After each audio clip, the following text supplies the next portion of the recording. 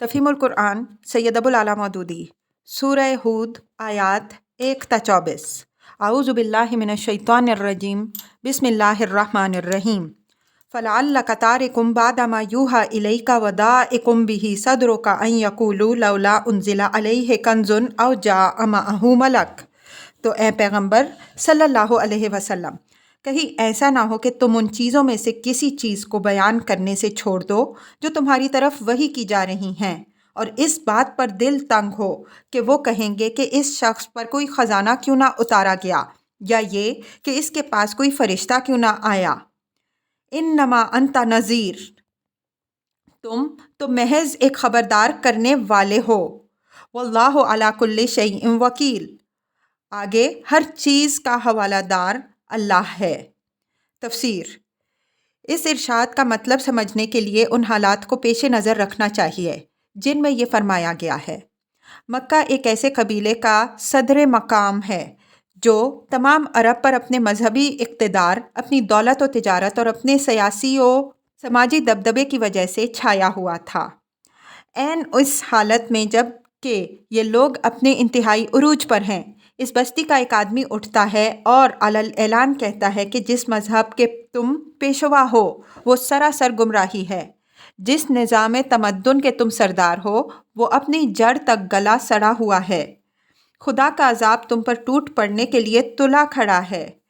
اور تمہارے لیے اس سے بچنے کی کوئی صورت اس کے سوا نہیں کہ اس مذہب حق اور اس نظام صالح کو قبول کر لو جو میں خدا کی طرف سے تمہارے سامنے پیش کر رہا ہوں۔ اس شخص کے ساتھ اس کی پاک سیرت اور اس کی معقول باتوں کے سوا کوئی ایسی غیر معمولی چیز نہیں ہے جس سے عام لوگ اسے مامور من اللہ سمجھیں، اور گرد و پیش کے حالات میں بھی مذہب و اخلاق اور تمدن کی گہری بنیادی خرابیوں کے سوا کوئی ایسی ظاہر علامت نہیں ہے جو نزول عذاب کی نشاندہی کر رہی ہو، بلکہ اس کے برعکس تمام نمایاں علامتیں یہی ظاہر کر رہی ہیں کہ ان لوگوں پر خدا کا اور ان کے عقیدے کے مطابق دیوتاؤں کا بڑا فضل ہے، اور جو کچھ وہ کر رہے ہیں ٹھیک کر رہے ہیں۔ ایسے حالات میں یہ بات کہنے کا نتیجہ یہ ہوتا ہے، اور اس کے سوا کچھ ہو بھی نہیں سکتا، کہ چند نہایت صحیح الدماغ اور حقیقت رس لوگوں کے سوا بستی کے سب لوگ اس کے پیچھے پڑ جاتے ہیں۔ کوئی ظلم و ستم سے اس کو دبانا چاہتا ہے، کوئی جھوٹے الزامات اور اوچھے اعتراضات سے اس کی ہوا اکھاڑنے کی کوشش کرتا ہے، کوئی متعصبانہ بے رخی سے اس کی ہمت شکنی کرتا ہے، اور کوئی مذاق اڑا کر، آوازیں اور پھپتیاں کس کر اور ٹھٹھے لگا کر اس کی باتوں کو ہوا میں اڑا دینا چاہتا ہے۔ یہ استقبال جو کئی سال تک اس شخص کی دعوت کا ہوتا رہتا ہے، جیسا کچھ دل شکن اور مایوس کن ہو سکتا ہے، ظاہر ہے۔ بس یہی صورتحال ہے جس میں اللہ تعالیٰ اپنے پیغمبر صلی اللہ علیہ وسلم کی ہمت باندھنے کے لیے تلقین فرماتا ہے کہ اچھے حالات میں پھول جانا اور برے حالات میں مایوس ہو جانا چھچھورے لوگوں کا کام ہے۔ ہماری نگاہ میں قیمتی انسان وہ ہے جو نیک ہو اور نیکی کے راستے پر صبر و ثبات اور پامردی کے ساتھ چلنے والا ہو۔ لہٰذا جس تعصب سے، جس بے رخی سے اور جس تضحیک و استہزاء سے اور جن جاہلانہ اعتراضات سے تمہارا مقابلہ کیا جا رہا ہے، ان کی وجہ سے تمہارے پائے ثبات میں ذرا لغزش نہ آنے پائے۔ جو صداقت تم پر بذریعہ وحی منکشف کی گئی ہے، اس کے اظہار و اعلان میں اور اس کی طرف دعوت دینے میں تمہیں قطعاً کوئی باک نہ ہو۔ تمہارے دل میں اس خیال کا کبھی گزر تک نہ ہو کہ فلاں بات کیسے کہوں، جبکہ لوگ سنتے ہی اس کا مذاق اڑانے لگتے ہیں، اور فلاں حقیقت کا اظہار کیسے کروں جبکہ کوئی اس کے سننے تک کا روادار نہیں ہے۔ کوئی مانے یا نہ مانے، تم جسے حق پاتے ہو اسے بے کم و کاست اور بے خوف بیان کیے جاؤ۔ آگے سب معاملات اللہ کے حوالے ہیں۔ ام یقولون افتراہ، کیا یہ کہتے ہیں کہ پیغمبر صلی اللہ علیہ وسلم نے یہ کتاب خود گھڑ لی ہے؟ قل فأتوا بعشر سور مثلہ مفتریات وادعوا من استطعتم من دون اللہ ان کنتم صادقین۔ اچھا یہ بات ہے تو اس جیسی گھڑی ہوئی 10 صورتیں تم بنا لاؤ، اور اللہ کے سوا اور جو جو تمہارے معبود ہیں ان کو مدد کے لیے بلا سکتے ہو تو بلا لو اگر تم انہیں معبود سمجھنے میں سچے ہو۔ فَإِن لَّمْ يَسْتَجِيبُوا لَكُمْ، اب اگر وہ تمہارے معبود تمہاری مدد کو نہ پہنچے، فَاعْلَمُوا أَنَّمَا أُنزِلَ بِعِلْمِ اللَّهِ، تو جان لو کہ یہ اللہ کے علم سے نازل ہوئی ہے، وَأَن لَّا إِلَٰهَ إِلَّا هُوَ، اور یہ کہ اللہ کے سوا کوئی معبود حقیقی نہیں ہے۔ فَهَلْ أَنْتُمْ مُسْلِمُونَ، پھر کیا تم اس امر حق کے آگے سر تسلیم خم کرتے ہو؟ تفسیر: یہاں ایک ہی دلیل سے قرآن کے کلام الہی ہونے کا ثبوت بھی دیا گیا ہے اور توحید کا ثبوت بھی۔ استدلال کا خلاصہ یہ ہے کہ نمبر 1، اگر تمہارے نزدیک یہ انسانی کلام ہے تو انسان کو ایسے کلام پر قادر ہونا چاہیے، لہٰذا تمہارا یہ دعویٰ کہ میں نے اسے خود تصنیف کیا ہے صرف اسی صورت میں صحیح ہو سکتا ہے کہ تم ایسی ایک کتاب تصنیف کر کے دکھاؤ۔ لیکن اگر بار بار چیلنج دینے پر بھی تم سب مل کر اس کی نظیر پیش نہیں کر سکتے تو میرا یہ دعویٰ صحیح ہے کہ میں اس کتاب کا مصنف نہیں بلکہ یہ اللہ کے علم سے نازل ہوئی ہے۔ نمبر 2، پھر جب کہ اس کتاب میں تمہارے معبودوں کی کھلم کھلا مخالفت کی گئی ہے اور صاف صاف کہا گیا ہے کہ ان کی عبادت چھوڑو کیونکہ الوہیت میں ان کا کوئی حصہ نہیں ہے، تو ضرور ہے کہ تمہارے معبودوں کو بھی اگر فی الواقع ان میں کوئی طاقت ہے میرے دعوے کو جھوٹا ثابت کرنے اور اس کتاب کی نظیر پیش کرنے میں تمہاری مدد کرنی چاہیے۔ لیکن اگر وہ اس فیصلے کی گھڑی میں بھی تمہاری مدد نہیں کرتے اور تمہارے اندر کوئی ایسی طاقت نہیں پھونکتے کہ تم اس کتاب کی نظیر تیار کر سکو، تو اس سے صاف ثابت ہو جاتا ہے کہ تم اپنے خواہ مخواہ ان کو معبود بنا رکھا ہے، ورنہ در حقیقت ان کے اندر کوئی قدرت اور کوئی شائبہ الوہیت نہیں ہے جس کی بنا پر وہ معبود ہونے کے مستحق ہوں۔ اس آیت سے ضمناً یہ بات بھی معلوم ہوتی ہے کہ یہ سورہ ترتیب نزول کے اعتبار سے سورہ یونس سے پہلے کی ہے۔ یہاں 10 صورتیں بنا کر لانے کا چیلنج دیا گیا ہے جبکہ وہ اس کا جواب نہ دے سکے، تو پھر سورہ یونس میں کہا گیا کہ اچھا ایک ہی صورت اس کے مانند تصنیف کر لاؤ۔ من کان یرید الحیات الدنیا وزینتها، جو لوگ بس اسی دنیا کی زندگی اور اس کی خوشنمائیوں کے طالب ہوتے ہیں۔ تفسیر: اس سلسلہ کلام میں یہ بات اس مناسبت سے فرمائی گئی ہے کہ قرآن کی دعوت کو جس قسم کے لوگ اس زمانے میں رد کر رہے تھے اور آج بھی رد کر رہے ہیں وہ زیادہ تر وہی تھے اور ہیں جن کے دل و دماغ پر دنیا پرستی چھائی ہوئی ہے۔ خدا کے پیغام کو رد کرنے کے لیے جو دلیل بازیاں وہ کرتے ہیں وہ سب تو بعد کی چیزیں ہیں۔ پہلی چیز جو اس انکار کا اصل سبب ہے وہ ان کے نفس کا یہ فیصلہ ہے کہ دنیا اور اس کے مادی فائدوں سے بالا تر کوئی شے قابل قدر نہیں ہے، اور یہ کہ ان فائدوں سے متمتع ہونے کے لیے ان کو پوری آزادی حاصل رہنی چاہیے۔ نوفی الیہم اعمالہم فیہا وہم فیہا لا یبخسون، ان کی کارگزاری کا سارا پھل ہم یہیں ان کو دے دیتے ہیں اور اس میں ان کے ساتھ کوئی کمی نہیں کی جاتی۔ اولئک الذین لیس لہم فی الآخرۃ الا النار، مگر آخرت میں ایسے لوگوں کے لیے آگ کے سوا کچھ نہیں۔ تفسیر: یعنی جس کے پیش نظر محض دنیا اور اس کے فائدہ ہی ہو، وہ اپنی دنیا بنانے کی جیسی کوشش یہاں کرے گا ویسا ہی اس کا پھل اسے یہاں مل جائے گا، لیکن جب کہ آخرت اس کے پیش نظر نہیں ہے اور اس کے لیے اس نے کوئی کوشش بھی نہیں کی ہے تو کوئی وجہ نہیں کہ اس کی دنیا طلب مساعی کی بارآوری کا سلسلہ آخرت تک دراز ہو۔ وہاں پھل پانے کا امکان تو صرف اسی صورت میں ہو سکتا ہے جبکہ دنیا میں آدمی کی سعی ان کاموں کے لیے ہو جو آخرت میں بھی نافع ہوں۔ مثال کے طور پر اگر ایک شخص چاہتا ہے کہ ایک شاندار مکان اسے رہنے کے لیے ملے اور وہ اس کے لیے ان تدابیر کو عمل میں لاتا ہے تو جن سے یہاں مکان بنا کرتے ہیں تو ضرور ایک عالیشان محل بن کر تیار ہو جائے گا اور اس کی کوئی اینٹ بھی محض اس بنا پر جمنے سے انکار نہ کرے گی کہ ایک کافر اسے جمانے کی کوشش کر رہا ہے، لیکن اس شخص کو اپنا یہ محل اور اس کا سارا سر و سامان موت کی آخری ہچکی کے ساتھ ہی اس دنیا میں چھوڑ دینا پڑے گا، اور اس کی کوئی چیز بھی وہ اپنے ساتھ دوسرے عالم میں نہ لے جا سکے گا۔ اگر اس نے آخرت میں محل تعمیر کرنے کے لیے کچھ نہیں کیا تو کوئی معقول وجہ نہیں کہ اس کا یہ محل وہاں اس کے ساتھ منتقل ہو۔ وہاں کوئی محل وہ پا سکتا ہے تو صرف اس صورت میں پا سکتا ہے جبکہ دنیا میں اس کی سعی ان کاموں میں ہو جن سے قانون الہی کے مطابق آخرت کا محل بنا کرتا ہے۔ اب سوال کیا جا سکتا ہے کہ اس دلیل کا تقاضا تو صرف اتنا ہی ہے کہ وہاں اسے کوئی محل نہ ملے، مگر یہ کیا بات ہے کہ محل کے بجائے وہاں اسے آگ ملے گی؟ اس کا جواب یہ ہے، اور یہ قرآن ہی کا جواب ہے جو مختلف مواقع پر اس نے دیا ہے، کہ جو شخص آخرت کو نظر انداز کر کے محض دنیا کے لیے کام کرتا ہے وہ لازماً اور فطرتاً ایسے طریقوں سے کام کرتا ہے جن سے آخرت میں محل کے بجائے آگ کا الاؤ تیار ہوتا ہے۔ وَحَبِطَ مَا صَنَعُوا فِيهَا وَبَاطِلُ مَا كَانُوا يَعْمَلُونَ،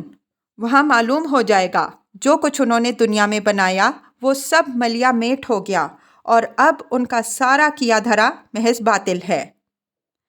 افمن کانا علی بینۃ من ربی، پھر بھلا وہ شخص جو اپنے رب کی طرف سے ایک صاف شہادت رکھتا تھا۔ تفسیر، یعنی جس کو خود اپنے وجود میں اور زمین و آسمان کی ساخت میں اور کائنات کے نظم و نسق میں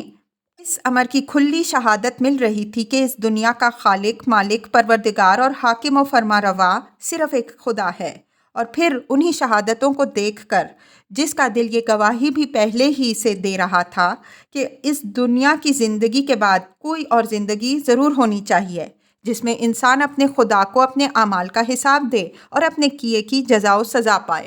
وَيَتْلُوهُ شَاهِدٌ مِّنْهُ، اس کے بعد ایک گواہ بھی پروردگار کی طرف سے اس شہادت کی تائید میں آ گیا۔ تفسیر، یعنی قرآن جس نے آ کر اس فطری و عقلی شہادت کی تائید کی اور اسے بتایا کہ فی الواقع حقیقت وہی ہے جس کا نشان آفاق و انفس کے آثار میں تو نے پایا ہے۔ وَمِن قَبْلِهِ کتاب موسیٰ اماما و رحمہ، اور پہلے موسیٰ علیہ السلام کی کتاب رہنما اور رحمت کے طور پر آئی ہوئی بھی موجود تھی۔ اولئک یؤمنون بہ، کیا وہ بھی دنیا پرستوں کی طرح اس سے انکار کر سکتا ہے؟ ایسے لوگ تو اس پر ایمان ہی لائیں گے۔ تفسیر، سلسلہ کلام کے لحاظ سے اس آیت کا مطلب یہ ہے کہ جو لوگ دنیاوی زندگی کے ظاہری پہلو پر اور اس کی خوشنمائیوں پر فریفتہ ہیں ان کے لیے تو قرآن کی دعوت کو رد کر دینا آسان ہے، مگر وہ شخص جو اپنی ہستی میں اور کائنات کے نظام میں پہلے سے توحید و آخرت کی کھلی شہادت پا رہا تھا، پھر قرآن نے آ کر ٹھیک وہی بات کہی جس کی شہادت وہ پہلے سے اپنے اندر بھی پا رہا تھا اور باہر سے بھی، اور پھر اس کی مزید تائید قرآن سے پہلے آئی ہوئی کتاب آسمانی میں بھی اسے مل گئی۔ آخر وہ کس طرح اتنی زبردست شہادتوں کی طرف سے آنکھیں بند کر کے ان منکرین کا ہم نوا ہو سکتا ہے؟ اس ارشاد سے یہ صاف معلوم ہوتا ہے کہ نبی صلی اللہ علیہ وسلم نزول قرآن سے پہلے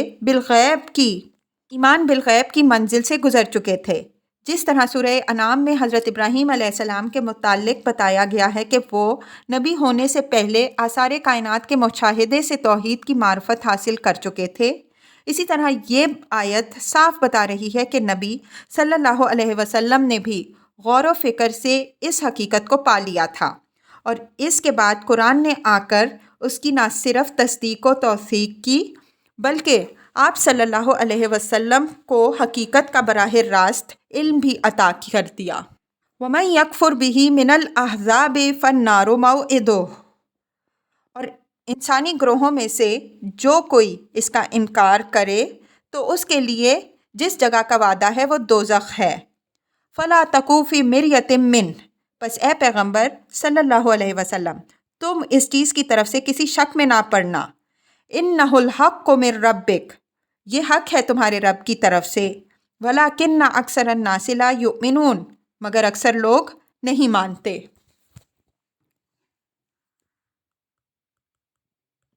وَمَنْ أَظْلَمُ مِمَّنِ افْتَرَىٰ عَلَى اللَّهِ كَذِبًا، اور اس شخص سے بڑھ کر ظالم کون ہوگا جو اللہ پر جھوٹ کھڑے۔ تفسیر، یعنی یہ کہے کہ اللہ کے ساتھ خدائی اور استحقاق کے بندگی میں دوسرے بھی شریک ہیں، یا یہ کہے کہ خدا کو اپنے بندوں کی ہدایت و ضلالت سے کوئی دلچسپی نہیں، اور اس نے کوئی کتاب اور کوئی نبی صلی اللہ علیہ وسلم ہماری ہدایت کے لیے نہیں بھیجا، بلکہ ہمیں آزاد چھوڑ دیا کہ جو ڈھنگ چاہیں اپنی زندگی کے لیے اختیار کریں، یا یہ کہے کہ خدا نے ہمیں یوں ہی کھیل کے طور پر پیدا کیا اور یوں ہی ہم کو ختم کر دے گا۔ کوئی جواب دہی ہمیں اس کے سامنے نہیں کرنی اور کوئی جزا و سزا نہیں ہونی۔ اولئک یعرضون علی ربہم، ایسے لوگ اپنے رب کے حضور پیش ہوں گے۔ وَيَقُولُ الْأَشْهَادُ هَؤُلَاءِ الَّذِينَ كَذَبُوا عَلَى رَبِّهِمْ، اور گواہ شہادت دیں گے کہ یہ ہیں وہ لوگ جنہوں نے اپنے رب پر جھوٹ گھڑا تھا۔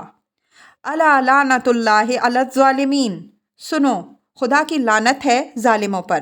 تفسیر، یہ عالم آخرت کا بیان ہے کہ وہاں یہ اعلان ہوگا۔ الذین، ان ظالموں پر۔ تفسیر،